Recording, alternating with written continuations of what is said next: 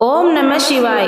आइए सुनते हैं महादेव की एक बहुत ही प्राचीन लोक कथा। ऐसा माना जाता है कि बाकी सारे देव वही देते हैं जो हमारे भाग्य में लिखा होता है, लेकिन महादेव हमको वो दे देते हैं जो हमारे भाग्य में भी नहीं लिखा होता। ऐसी ही एक प्राचीन लोक कथा है, वो मैं आपके साथ शेयर कर रही हूँ। एक साहूकार था। साहूकार यानी कि बहुत बड़ा सेठ यानी बनिया।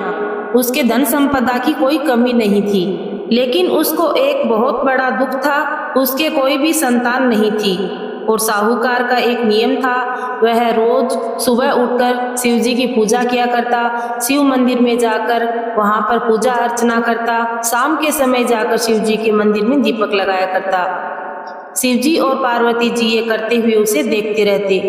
एक दिन पार्वती जी ने कहा, हे प्रभु, ये आपका कितना बड़ा भक्त है, हर रोज ये आपके मंदिर में आता है, आपकी कितनी पूजा अर्चना करता है, जल से अभिषेक करता है। हे प्रभु, इसकी एक ही कामना है कि इसके जीवन में कोई संतान नहीं है, तो इसको आप एक पुत्र प्रदान कीजिए। महादेव ने कहा, हे पार्वती, यह संसार कर्मों का खेल है, जिसके कर्मों में जो लिखा है उसको यहाँ पर वही मिलता है। इसके कर्म में कोई संतान नहीं है, तो इसको मैं कैसे दे सकता हूँ। लेकिन पार्वती जी हट पे अड़ गई। उसने कहा, नहीं नहीं, यह इतना अच्छा भक्त है, रोज आपकी भक्ति करता है, तो आपको इसे एक संतान देनी ही होगी। तो महादेव ने कहा, ठीक है पार्वती, तुम्हारी जिद के कारण मैं इसको एक पुत्र दे देता हूँ, लेकिन उसकी आयु सिर्फ 12 वर्ष की होगी। 12 वर्ष के बाद उसको वापस हमारे पास आना होगा। साहूकार शिव जी और पार्वती जी की सारी बातें सुन रहा था।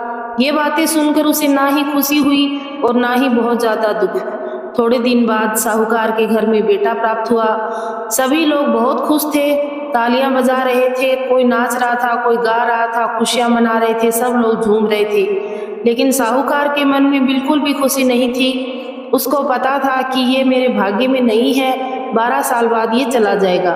वह जैसे ही 11 साल का हुआ, पहले के टाइम में छोटे बच्चों की शादी करती जाती थी, तो साहूकार ने जिद करने लगी कि हमारे बेटे की भी शादी कर दी जाए। लेकिन साहूकार ने कहा, नहीं, मैं अभी इसको काशी पढ़ने के लिए भेजूंगा, मैं अभी इसकी शादी नहीं करूंगा। तो उसके मामा को बुलाकर उसके साथ उसको काशी पढ़ने के लिए भेज दिया गया। मामा भांजा दोनों रास्ते में चल रहे थे। एक गांव में पहुंचे तो वहां पे एक बारात आई हुई थी। वहीं वो रात हो गई तो वो दोनों वहां पे मामा भांजा ठहरे हुए थे। बारात का जो दूल्हा था वो एक आंख से काना था। तो दूल्हे के पिताजी ने सोचा कि इसको देखते ही दुल्हन का बाप है वो शादी के लिए मना कर देगा, तो ऐसा करता हूँ कि ये जो सुंदर सा लड़का है साहूकार का, इसको दूल्हे की जगह बैठा देता हूँ और किसी को पता नहीं चलेगा। सुबह ये अपने काम पे चला जाएगा काशी जी पढ़ने के लिए, और मैं दुल्हन को लेकर अपने घर पे चला जाऊंगा। ऐसा विचार करते हुए उसने अपनी सारे मन की बात मामा के आगे रख दी। मामा ने सोचा कि हमारा तो कुछ होना नहीं है, चलो इसका फायदा हो जाएगा। तो उसने लड़के को उसके साथ बैठा दिया, साहूकार के बेटे को दुल्हन के साथ। उसके फेरे हो गए, शादी हो गई। तब साहूकार का लड़का दुल्हन की जो चुनरी है उसके कोने पे लिख देता है कि मेरी शादी तुम्हारे साथ हुई है, लेकिन मैं तो अब काशी जी पढ़ने के लिए जा रहा हूँ, तुम्हारे साथ छल हुआ है, तुम्हारा जो दूल्हा है वो एक आंख से काना है। जब सुबह हुई तो दूल्हा चेंज हो गया, वह काशी पढ़ने के लिए चला गया और उसकी जगह काना दूल्हा बैठा दिया गया। दूल्हे का चेहरा सेहरे से ढक दिया गया। थोड़ी देर बाद जब लड़की ने देखा कि उसकी चुनरी पे लिखा हुआ है मेरी शादी तुम्हारे साथ हुई है, लेकिन मैं तो काशी जी पढ़ने के लिए जा रहा हूँ, तो लड़की ने उस दूल्हे के साथ जाने के लिए मना कर दिया। तभी लड़की के पिता ने देखा कि यह दूल्हा तो वह नहीं है रात वाला, तो उसने भी बारात को और दूल्हे को वापस भेज दिया गया। लड़की वहीं रह गई, अपने पति का इंतजार करने लगी। 1 साल होने ही वाला था। रोज वहां पे मामा पूजा पाठ हवन यज्ञ करता और उधर साहूकार भी शिव जी भगवान की पूजा और ज्यादा करने लगा। जैसे जैसे उसका 1 साल पूरा होने वाला था, साहूकार को डर सताने लगा। और जैसे ही वो 1 साल पूरा हुआ, उस दिन लड़के का मामा यज्ञ कर रहा था और लड़के ने कहा कि मामा जी, मेरे को मेरी तबीयत थोड़ी खराब सी लग रही है। तो मामा जी ने कहा, तुम अंदर जाकर सो जाओ, यज्ञ पूरा होने के बाद हम घर चलेंगे। जैसे ही यज्ञ पूरा हुआ तो देखा कि लड़का वहां से खत्म हो गया है, तो मामा जी वहां पे रोने धोने लगे, चीखने चिल्लाने लगे। तभी वहाँ पे शिव जी और पार्वती जी गुजर रहे थे। पार्वती जी ने कहा, है प्रभु देखिए यहाँ पे कोई बहुत जोर जोर से रो रहा है। अंदर जाकर देखा शिव जी और पार्वती जी ने, तो पार्वती जी ने कहा, हे प्रभु ये तो वही लड़का है जो कि आपने साहूकार को दिया था 12 वर्ष के लिए। आज इसका 12 वर्ष खत्म हो गया। हे प्रभु इसके माता पिता इसकी ये ऐसी हालत कैसे देख पाएंगे, आपको इसे जीवन दान देना ही होगा। तब शिव जी ने कहा, हे पार्वती मैंने आपको पहले भी समझाया था कि साहूकार के भाग्य में कोई संतान नहीं है, मैं अब क्या कर सकता हूँ, 12 वर्ष पूरे हो गए, ये मैंने 12 वर्ष के लिए दिया था। तब पार्वती जी हट करने लगी और कहा, हे प्रभु आप क्या नहीं कर सकते, आपको इसे जीवन दान देना ही होगा।